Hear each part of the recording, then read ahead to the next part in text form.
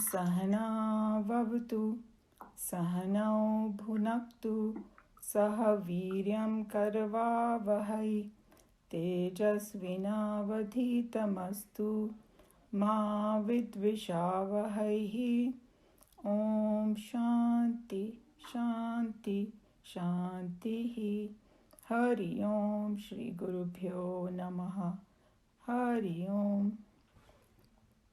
वसुदेवसुतं देवं कंसचाणूरमर्दनं देवकी परमानन्दं कृष्णं वन्दे जगद्गुरुं कृष्णं वन्दे जगद्गुरुम् Okay.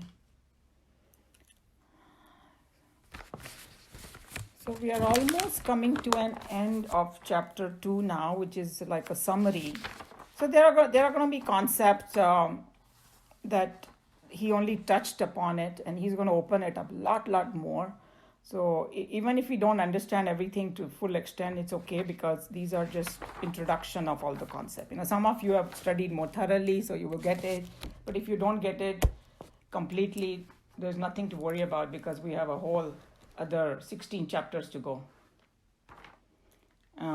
Okay, so the last one we did was verse 69, and he talked about, how the mental state of a jnani or a self-realized person is different from the worldly person.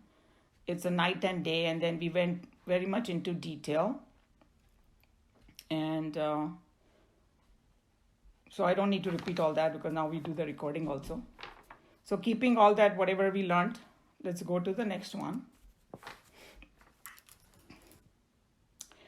Apuryamana achala pratishtam Apuryamanam achalam pratishtam Samudramapam pravishanti yadvat Samudramapam pravishanti yadvat Tadvat kamaya pravishanti sarve Tadvat kamaya pravishanti sarve Na shanti mapnoti na kama kami Na shanti mapnoti na kama kami.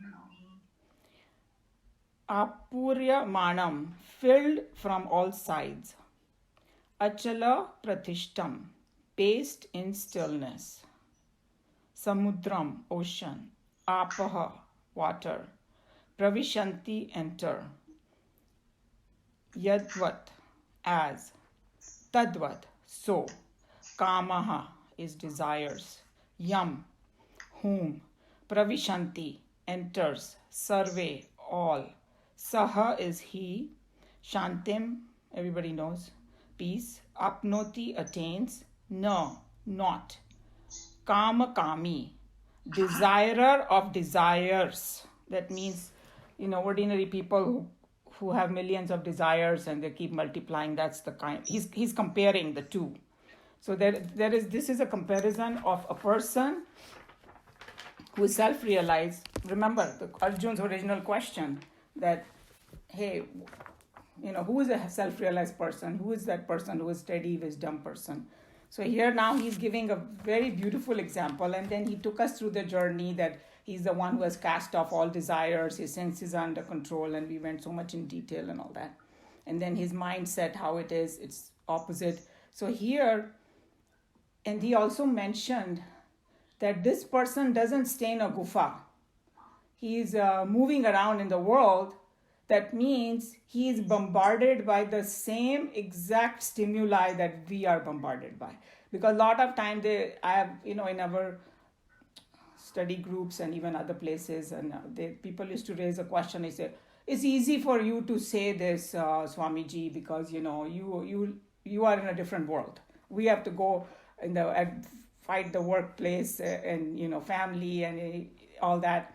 We have heard the argument that, hey, how these idealists think are going to apply over there. And then, but Swamiji or our Acharya used to say, that's why he chose Arjun. Because Arjun was like us. He had a job, serious job, and he had to deal with his family and everything. So that argument doesn't stick. And then secondly, in this one, he's telling you that that person transact with the world constantly, and he gets the same stimuli like we do, but then what happens to him versus us? So he used the example of the ocean, that we all know that ocean may all the waters of the world eventually ends up in the ocean. All the नदी, वो चाहे हिमालय से शुरू हो रही हो या कहीं कौन सी भी पर्वत से शुरू हो रही हो, it travels and everything. So the enormous amount of water goes in there, but it almost like absorbs everything. अगर नदी में तो constantly बाढ़ आती रहती है, we know, मगर समुद्र में नहीं आती. You know, with our what you call this greenhouse effect and all that, we are doing terrible things, and that's a different story. But if you leave it up to nature, rivers have more water and all this drama happening, but ocean is exactly the same. So it can take in everything and still keep its level. So just like now, imagine the mental level of this person. Everything is bombarded into him, but he maintains his balance. That's what they're trying to compare. I think it's an absolutely beautiful comparison. So if you have to compare the two, the self-realized person, the reason he doesn't have desires, unlimited desires, is because he has understood the nature of the self. Whereas the ordinary person, without desire, we feel like we cannot live. The more the desire, the more we feel like we have excitement in the life. You know, we are seeking constantly, and then people around us are, oh, do this, it'll be so much fun, eat this food, go to this vacation, do that, and we somehow relate that with our happiness. That if I do these things that they're doing, I'll also feel happy, because they look like they may be miserable when they did, but they might tell us, and then we start doing it without thinking. So we are looking for, and if we don't get something, we get so dejected. Whereas the self-realized person has a steady wisdom. But another very important thing about some of these saints and sages who were like born, if you see their early life, they look like they were just like us. They also had some desires and all that. Even Vivekanand, they said when he was younger, he was a typical teenager, so of course slightly different than other people. But what they did was they in their journey they sublimated their desires. So there is one aspect of desires. Since we are born in this world, we do come with desires because we have tendencies, right? We have our vasanas, what they call it. So we like this, we don't like this, we want to do this, we don't want to do this. So suddenly somebody says, drop all your desires. We cannot do that. That's the fact. Okay? So what Bhagavad Gita teaches us is, take those desires and turn them into karma yoga. So while fulfilling those desires, you start changing your attitude behind. So you are exhausting your previous life's desire, and while doing that karma yoga, you are not piling up more desires. So that's the whole trick of this Bhagavad Gita. Because if somebody says, hey, I want to go straight into meditation, then they already told you that you cannot do that. Because you have to have purity of mind. Because even if you go in meditation, it will not sink into you what is supposed to sink. And, I don't want to open the topic of free will and all right now, because we will do it at the end of the class. Free will also comes under the same thing, because they talk about transcending mind and intellect. Everybody understand about transcending, right? So Bhagavad Gita and all the Shastras tell you, for them, just becoming a good person is not good enough. So in the beginning stages, from bad you become good, and then you transcend. So when you transcend, then the question of free will doesn't even come, because free will is part of this cause and effect thing. So then you have risen above it. So that's what that Sarvapriyananji was trying to explain, but because we are in this realm, for us it's better to think that a little bit of free will exists, and then as our mind gets purified, then we will transcend, and then we will reach that stage. I just wanted to little bit bring that up. So basically, that's what these people who are established in the higher wisdom have done, that they have sublimated their desire and given a proper channel to their desire to exhaust them and not pile up new vasanas. But us, we not only bring a lot of desire from the previous life, we pile up hundreds more in this. So imagine, means अपना वो गठरी बड़ी करते जा रहे हैं हम लोग. That's what they're telling you, the difference, so that we know. And the other thing is, the purpose of coming to this earth. We get a little bit confused about the purpose, oh, I want to do this, I want to do that. And the saints and sages says that the main purpose is enlightenment. Because if you are going towards that goal, other things will be taken care of it automatically. So when people say, hey, I want to conquer the world, or I want to do something great in the world, and I want to do this seva, that seva, but saints and sages के point of view से, when you are start moving in that direction of self-realization, वो अपने आप होने लगेगी सेवा. You don't need to conquer any world. You don't need, because that's not your job, to try to fix the world and all that. It might happen from your hand, but your goal is something higher. And I mean, I heard that Gandhiji's thing that, I don't know how many of you heard, Joe sent it. He was talking about the same Vedanta. The Gandhiji, some people put him, as a politician or whoever, but he was actually trying to find himself. But in that process, he got all the strength to fight for the country. So it comes, seva comes as a side effect then, when you are going towards that goal. So that was the second point. So the purusharth, if we think we do have a free will, you have to put it towards that self-realization rather than other stuff. That's what this man of steady wisdom has done in his life. And that's how he's reached there. And then, what is the effect of this kind of journey for him? His mind becomes peaceful.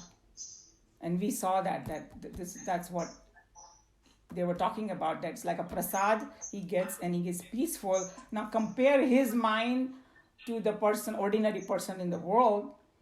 He's going to have millions of desires. That's why he's going to be constantly agitated. He's going to be constantly angry. And the vibrations he's going to send in the world is going to be all disturbing vibrations.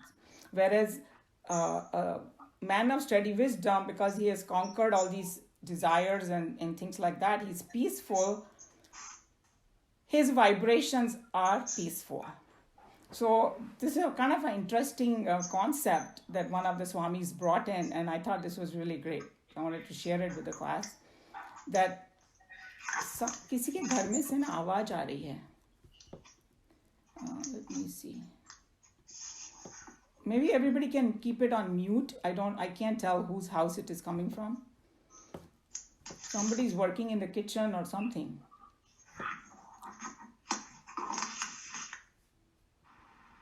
Okay. And then when you want to talk, you can immediately kind of do that. Okay, so so he was saying that if we are all connected, and we have studied this, consciousness is one. So that means whatever somebody does, it does affect the whole universe. We may not think, but that's true. Okay? So now think about the ordinary person. They bring more chaos to the world because they are always upset, and you bring chaos to yourself and the surrounding and the whole world. Now think of the self-realized person. He's bringing peace to the whole world. Because in his own peace, because he's connected to the whole world, he's bringing peace to the whole world. And our teacher used to say, because the way the countries are these days, everybody's piling up on nuclear weapon and this and that, and if somebody, just some crazy person, just one pushes one button, we all can be annihilated. That much, all these weapons and all they have. But still the world is going on because these people are meditating, these people are bringing the peace. So somehow in certain balance is kept in this universe, you know and one of the drishtant was, that I liked very much, that I heard, was this, that there was one sadhu who was sitting um, at the edge of the village. He used to just sit under the tree and meditate, and so people used to find a lot of peace around him, and they used to feed him, and they used to take care of him, like his bodily needs. So this other fellow got very upset. He said कि खाली वो बैठा रहता है, कुछ भी नहीं करता है, and you guys are giving him food and all that, and that's not really fair. So he kept criticizing him. So one of them said, अगर इतना ही है तो तू भी जाके बैठ जा वहाँ पे, हम लोग तेरे को भी खिला देंगे. तो वो, उसके पास जॉब वॉब नहीं था, तो वो सोचा कि भाई ठीक है, अगर ये बोल रहे हैं तो अच्छा है, मेरे को जॉब मिल गया तो मैं तो जाके बैठ जाता हूँ वहाँ पे उसके आश्रम के पास, एंड मेरे को भी खाना वाना दे देंगे. तो बोले पर शर्त ये है कि तू पूरे दिन उठेगा नहीं, तो वो बैठा. 5 मिनट बैठने के बाद उसने इधर उधर देखा, बोला अच्छा ये जो आश्रम है ना, इसको थोड़ा, इसकी रूफ ठीक नहीं है, वो ठीक करना चाहिए, फिर वो ठीक नहीं है, वो ठीक नहीं है. He just could, after a while he just got up after, in 1 hour. ऐसे मैं नहीं बैठ सकता बाबा. तो बोला तेरे को पहले ही बोला था that you won't be able to do it. So the people they value that somebody can be just calm and quiet, because they, just by their presence, they can bring all these things. And the other thing that another Swami brought in this example is, one is the example of the ocean, ki bhai, all the stimuli are going in, and it doesn't lose its balance and all that. And the other way, one more way of looking at this is additional way of looking at it. That is the right connotation here, that if he increases the peace within his own mind, he's increasing the level for everybody. And the example is, if the water goes into the ocean, and if the level is supposed to rise a little bit, it rises in the entire ocean. This is a scientific fact. So whether you are sitting in California, or you're sitting in Hawaii, or you're sitting, some other shore of this Pacific Ocean, the level will increase everywhere. So that shows that connect. I thought that was such a beautiful example, that that what they can do for us. So basically in this verse, it's going to tell you that how the person who is self-realized, he's calm, and he brings that calmness to everybody, no matter what is going into him. Whereas the desirer of desires, that's the kama-kami. Kama-kami is that he is, spreading chaos. So keeping that in mind, let's start reading now. Okay, Anilji.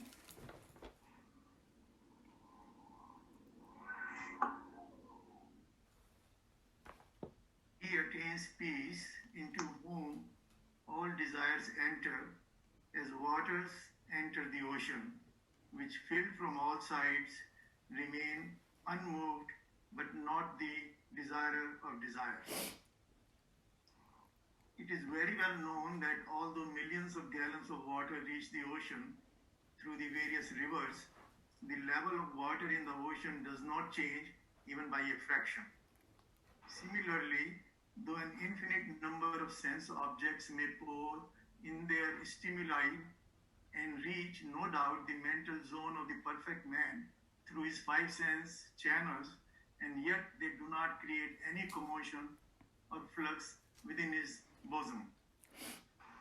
Such an individual, who always finds his own level of balance, in spite of the fact that he is living amidst these sense objects and sense organs unavoidably ever in contact with the objects, is called a man of perfection, a true saint. Krishna asserts that such an individual alone can truly discover peace and happiness within himself. The Lord of the Gita is not satisfied with this negative assertion, hence, positively denies any true peace or joy to those who are desirers of desires. Okay, so this concept, everybody got it, right? If you have any question about this, that how the all the rivers enter the ocean, and it still maintains its level. So the stimuli enters this steady man of steady wisdom, and he still maintains his level. Okay. Any question? No. Okay, we can go This further. idea is totally in opposition with the modern belief in the material world. The materialists believe that by fanning up their desires and satisfying as many of them as possible, one is helped to live a life of joy and happiness. Modern civilization based upon industrialization, large scale production, and consumerism is attempting to whip up desires. This attempt has now succeeded to such an extent that the average man has a million times more desires today than his forefathers ever entertained a century ago. The financiers and industrialists, with the aid of modern scientific knowledge, struggle hard to discover and satisfy new desires. To the extent that an individual has come to fulfill his newly created desires, he is taught by present civilization that he is happy. So, America is like the probably hub of this kind of thinking. We know how much money they spend on advertisement because they just so badly want to fulfill all our desires and create new and new one. That's how they do marketing. Something you have never heard, especially the electronic stuff. You see how they tempt all this younger generation. They want to keep getting more and more electronic stuff. So here he's saying that they equate happiness with satisfaction of all the desire. They think that more desire you create, more you satisfy, more happy you will get. That is a modern way of thinking in some ways. If you don't reflect on the other thing, you can get caught into this web. We all know that, right? That's what he's talking about. And now he's going to talk about what the Eastern philosophers, they also did a lot of research. They were not against having good time in the world, but they realized that the more desire you add on, it does not bring same proportion of happiness. In fact, it is the opposite. That's what they're going to talk about. Okay, go ahead. Anilji, you can continue. Oh, what happened to Anilji's? Did he get cut off? Suddenly his thing disappeared. Maybe he had an internet issue.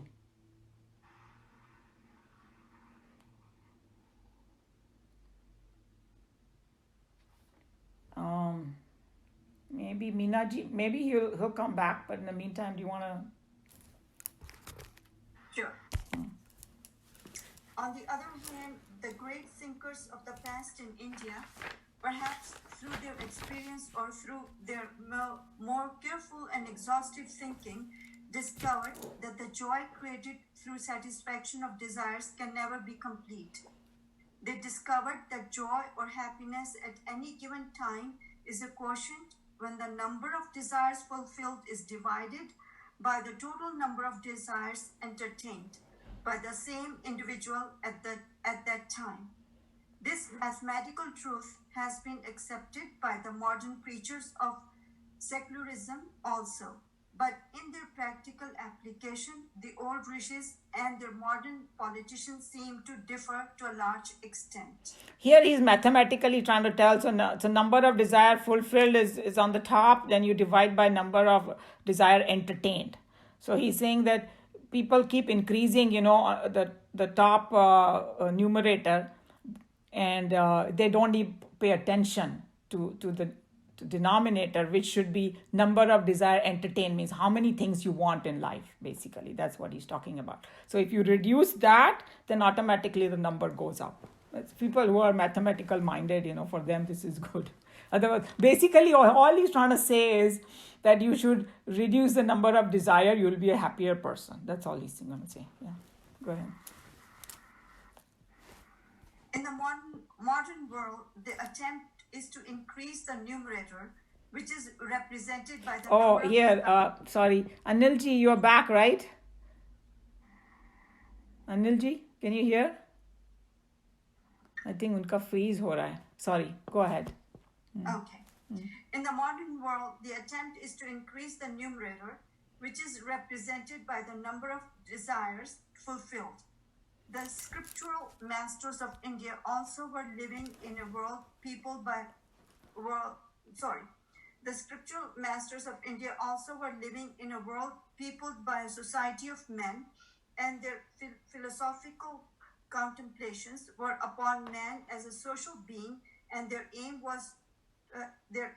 too was to bring more happiness to society. So sorry, I would just wanted to explain that it looks such a long sentence. All he's saying that those people, the saints and sages, उनका भी यही उद्देश्य था कि मैं लोगों को happiness लेके आऊं. Because like we saw, no, in the modern world, those people are thinking that they are giving us happiness by giving us things and fulfilling our desires. And even when we do the yagnas and all that, a lot of times, that's what we talk about. Hey, all your desires should be fulfilled and all that. It sounds very wonderful on the surface. But he's saying if you go a little deeper into it, that goal is not going to bring you happiness, because they already did all the research and all that. But so their aim was also to bring happiness, but their revelation that what brings happiness was different. Okay, go ahead. Unlike the present prophets of profit, these rishis of religion did not conceive that an attempt to increase the numerator without a corresponding attention to the rate of increase of the denominator could produce any palpable increase in joy. On the other hand, today we are struggling hard to increase the number of desires fulfilled. But at the same time, we are not trying to control the number of desires entertained. That this state of affairs cannot produce any palpable increase in the quotient of happiness is the scriptural verdict, which seems to be a perfectly realizable scientific truth. So he's reminding you that it's a perfectly realizable scientific truth, means it can be done, but we have to pay more attention to the desires entertained. We have to go to the depth of it. Why do I have this desire?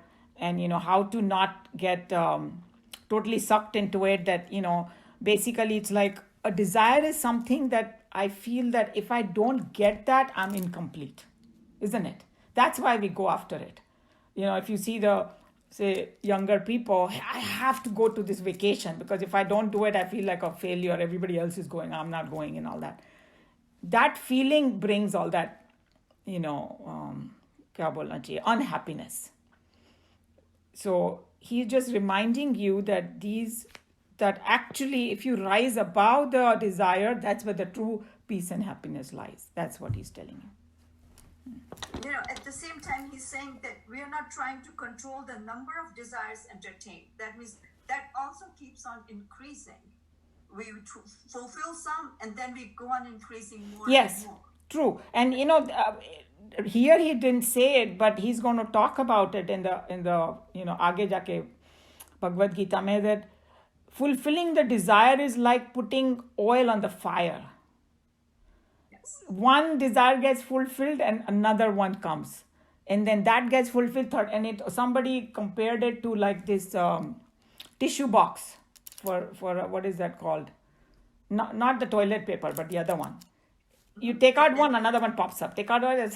So we used to actually do the demonstration for children. Desires are like this. And then I don't know, did I एक मैंने दृष्टांत मेरे को बहुत अच्छा लगा कि एक साधु था. So वो उसके हाथ में ना एक कटोरा था, and he said कि ना भीख तो नहीं, क्या बोलते हैं उसको, दान देने के लिए वो जा रहा था. तो राजा के घर पहुंचा. तो उन्होंने, क्या चाहिए तुझे, उनके लोगों ने पूछा. कटोरा भर दो मेरा सिर्फ. तो फिर वो जब कटोरा भरने लगे तो everything used to disappear in the katora. Have you heard of this dristant? Yeah, they had the cover on the top, so nobody could see what was underneath that. But so you have heard it. Other people have heard this, no? So basically everything was kind of disappearing, and because it was Raja's place, so they didn't want to get insulted. So वो डालते जा रहे थे. फिर राजा को बुलाया. तो फिर राजा आया तो उसका दृष्टांत है, हाँ, ये सिर्फ तो उसका खजाना वजाना खाली हो गया उसमें. तो राजा ने बोला भाई ये क्या लेके आया कटोरा, you know. So he said अभी मुझे क्या पता, मैं श्मशान में था तो वहाँ एक आदमी की खोपड़ी पड़ी थी तो मैंने उठा ली और मैं लेके आ गया. तो फिर basically saying man's desire never gets fulfilled.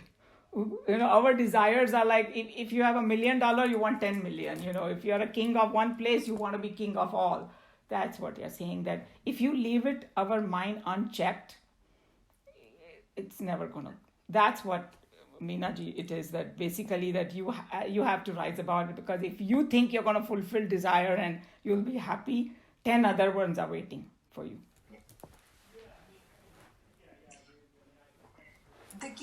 The Gita herein is only repeating what the Upanishadic rishis are never tired of emphasizing in the scriptures of India.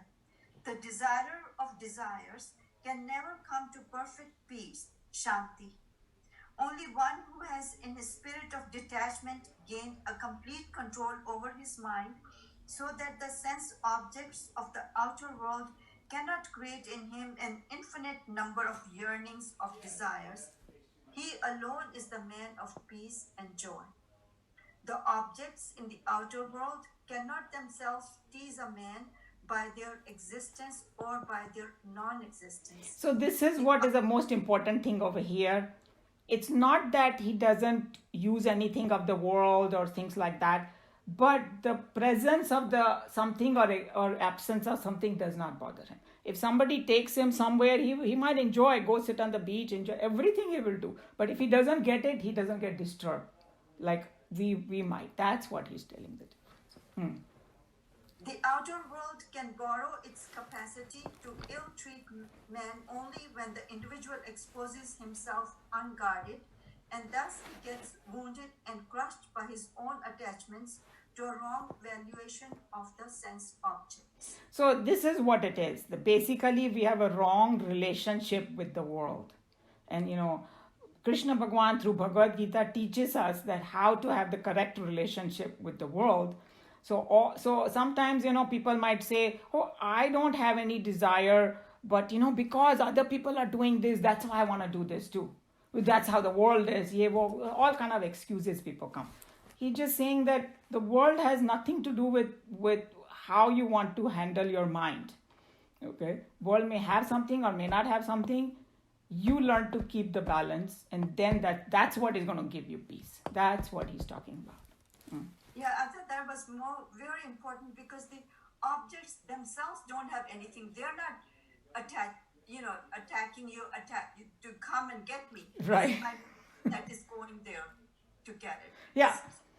Doing so, we cannot depend upon other things that they are getting me. It's myself, it's my mind that is going towards. True. And you know, the good examples are like mithai and sharab. The people who like sharab, you know, the bottle is sitting over there. Bottle is not saying, come and get me, come get me. You are the one. And the rasgullas are not telling Joe, come and get me, come and get me. Joe is going after the rasgulla. So that's I what. have a comment on this. Yes, I knew you would once I bring rasgulla. No, yeah. So actually, when Krishna Bhagwan was saying all this, tyag this and do this yoga, then Parvati asked Shiv, how come there are so many beautiful things in the world and you keep telling to leave everything? And Shiv said, no, you can enjoy all of them so long as you detach yourself from them. That's you said it. That's You the said main it. point. So the number doesn't matter how many things are coming out in the world. True. And you can even use them. But how you are feeling, like if that is taken away, like you said, you shouldn't feel upset. Yeah, I think that's the whole thing. Because dunya hai, to obviously we are in body, mind, and intellect right now, bundle of that. So we and householders, we need so many things also. But if something is not there, it's not the end of the world. I think somebody sent that in the morning you guys sent so many, bombarded it for 3 4 things. I looked at it, some of it, and one of them was when Sadhguru was saying that about depression. He was saying just hold your nose and hold your breath. You're saying, oh, I want to die because I mera ye nuksan ho gaya. So hold the breath, and then your life inside will say, to hell with your what you call financial situation. I don't want to die, because the life wants to live. So we think, oh my god, I cannot live without this, depressed हो गया, ये हो गया, वो हो गया. इससे कुछ भी नहीं हुआ है. you know एक आज गया, कल कुछ आ जाएगा. We people just cannot see that this is, whole world is in a flux. Even today's right now, people are, oh my god, itna nuksan. True, we all will have to face nuksan of different kind, and it is a collective thing that we'll have to face, and then you have to readjust, help each other out. And there is not, you can't say that, oh my god, it's so depressing. So I think at such times to study Bhagavad Gita becomes more relevant to keep your sanity and balance. Because if you continuously start, oh, stock market is going to crash, and some people will say, oh, famine is going to come, pata nahi kya log karte hai, may or may not come, but the life is going to go on. That's what I think the message is. Okay. In this stanza, Bhagwan is only giving a more elaborate and complete commentary upon the opening line of this section, wherein he started the description of a man of steady wisdom. He there explained that when a man completely casts off all the desires in his mind, he is then said to be one of the steady knowledge. So he's just elaborating what that desire means. Okay, because in the beginning, when Arjun asked that question, hey, tell me about Sthita Prajna. The first verse that Krishna Bhagwan said about the Sthita Prajna was the one who has cast off all the desires. But that time, we couldn't understand everything. Then he went through the entire thing, and now he's kind of summing up with the same thing. But now we have studied that how desires are formed and things like that. A little bit of it, more and more is going to come further. And the one last point I wanted to tell about this desire is, we have this false idea of I own something. Little bit of reflection will tell you we don't own anything, including our bodies, right? And every possession that we get, it's like a temporary thing that somebody has given you. That's why they say be in gratitude, whatever you have, because you didn't produce anything and you didn't bring anything with you. It was given to you. And one of the saints even said, we feel so much control of our body, oh, I can do this, I can do that. And, kartapan jo aa jata hai hamare mein, ki bhai, doership. And that free will is connected with the doership too. The moment I feel I can do this, I can do that, that's where it's the free will and that get connected. So he said, hey, when you were in your mother's womb, who made your body? Were you there? Like, did you produce your own body? The nature did. You don't even know. And even today, the medical field, they cannot produce blood. They tried so hard to do synthetic blood. They're not able to do it. Blood or some organs, and they just cannot do it. So the nature is much more powerful, bigger than you.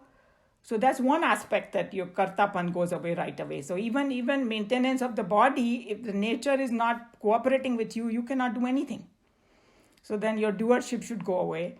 And possession, though, it is very simple to see that, we were born in a particular house, and all of a sudden I started feeling this is my house, or I purchased something. But when I leave, finished. It's not mine, but temporarily I have this illusion that this is mine. So the saints and sages, they always are in that knowledge that, hey, nothing is mine. Nature is doing all this, and consciousness is, in the presence of consciousness, everything is happening. So they become the witness of it. And when you become the witness of it, that's when it doesn't bother you. The attachment is gone. But we stay in that identification with the body, identification with the world so heavy, even if we know intellectually, we keep forgetting it, and that kartapan, doership keeps coming to us. And the other thing I wanted to tell you about doership, that is Krishna Bhagwan is going to explain in next, third, fourth, fifth chapter, that to give up the doership is the hardest thing to do. That's why he came up with this, thing that, hey Arjun, for you karma yoga is better. And the first step of karma yoga is give up the fruit of action. That's a lot easier to do than to think, I'm not the doer. We may say it, but it's very hard, because to rise above this thing or the doership, you require a lot of mananam, lot of knowledge, lot of the knowledge has to sink deep into you. And so he said that once you start giving up the fruit of action, your mind will start getting purified. In that purified mind, the understanding will sink that I'm not the doer. And then, that all that free will, all that confusion will start going away. But until then, we keep staying in that kind of mode. So they just wanted to connect that. Does anybody have any question about that? One more example of doership is we grow old every minute. Mm-hmm. You have no control. Yeah. No matter what you do, right? Yeah. No matter what you do, wrinkles are going to appear. All that anti-wrinkle cream fails after a while. So why to even bother? Just grow old gracefully, Okay. So any other discussion on this? Shall we go to the next one? Okay. Another thing for desire is the thing, if you have a good desire, like you want to serve others, then that's good to have. Or if you want to, bring joy to others, then that's a good desire to have. Yeah, to but begin not with, otherwise. true. This is a problem that since we are studying Bhagavad Gita, we want to look at every aspect. जो doership होता है ना, so it starts off with a very noble desire. But have you seen that in organizations which try to serve others, how much fighting and all goes on? Half of the mandirs in India, they have taken people to court. Idea of mandir is what? Go there, to purify your mind and all that. Udhar bhi wo sab politics le aate hai. So that's where Krishna Bhagwan wants you to guard yourself. That even the highest desire. No, it's okay. Oh. It's okay. I'm saying even the mandir has so much wealth and they're sitting on it. There's inner attachment. So in this context from Bhagavad Gita, by all means those desires are good, but guard yourself. That's what he's saying. Asha ji, आप कुछ बोलना चाहते हो? You have to unmute yourself. We can't hear you.